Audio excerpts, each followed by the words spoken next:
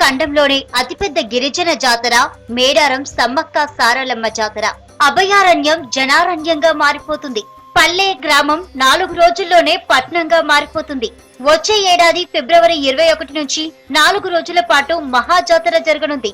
జాతరకు వివిధ రాష్ట్రాల నుంచే కాకుండా పలు దేశాల నుంచి పెద్ద ఎత్తున భక్తులు తరలివస్తారు.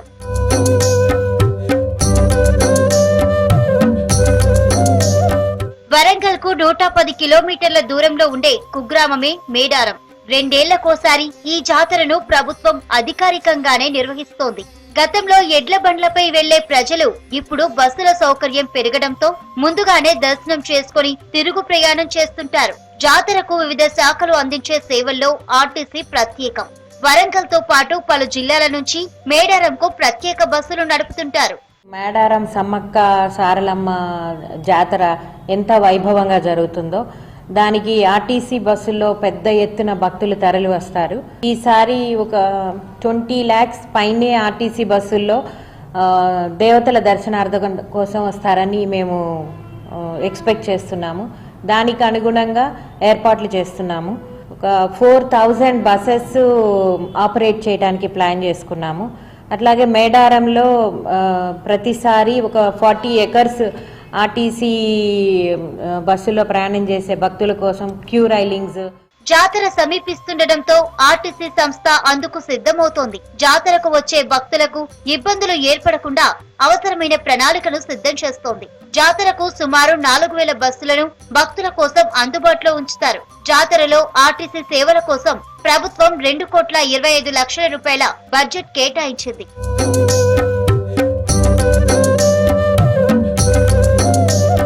ఈ మేరకు మేడారంలో సుమారు 50 ఎకరాల్లో అందుకు అనుగుణంగా తాత్కాలిక బస్టాండ్ ఏర్పాటు చేస్తారు.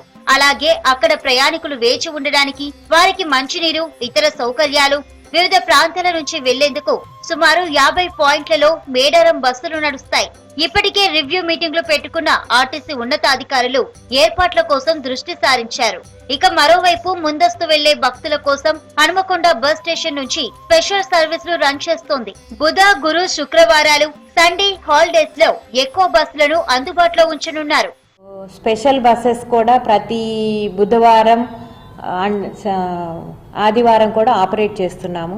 మీ అందరికీ తెలుసు కేవలం 21st, 22nd, 23rd కాదు, చాలామంది భక్తులు ముందే అమ్మవారి దర్శనాల కోసం వస్తున్నారు. రద్దీకి అనుగుణంగా ప్రతి బుధవారం, ప్రతి ఆదివారం, ఇంకా ఏ సెలవు రోజులున్నా కానీ స్పెషల్ బస్సెస్ మేడారంకి నడిపిస్తామండి. ఇక నుంచి భక్తులందరూ ఈ సౌకర్యాన్ని వినియోగించుకోవాలని విజ్ఞప్తి చేస్తాం. గత జాతర అనుభవాలను దృష్టిలో పెట్టుకుని ఇప్పటి నుంచి ఏర్పాట్లపై ప్రత్యేక దృష్టి పెట్టాలి. ప్రధానంగా జాతర తిరుగుముఖం సమయంలో భక్తులు బస్సుల్లో ఎక్కేందుకు ఇబ్బందులు పడుతుంటారు. గత జాతరలోనూ టికెట్ల కోసం క్యూ లైన్లలో గంటల కొద్దీ వేచి ఉన్నారు. ఆ తర్వాత బస్సుల్లోకి వెళ్లడానికి యుద్ధం చేయాల్సి వచ్చింది. చంటి పిల్లలు, వృద్ధులు, మహిళలు తీవ్ర అసౌకర్యానికి గురయ్యారు. ఈసారి అలాంటి సమస్య ఎదురు కాకుండా అధికారులు చూసుకోవాల్సిన అవసరం ఎంతైనా ఉంది.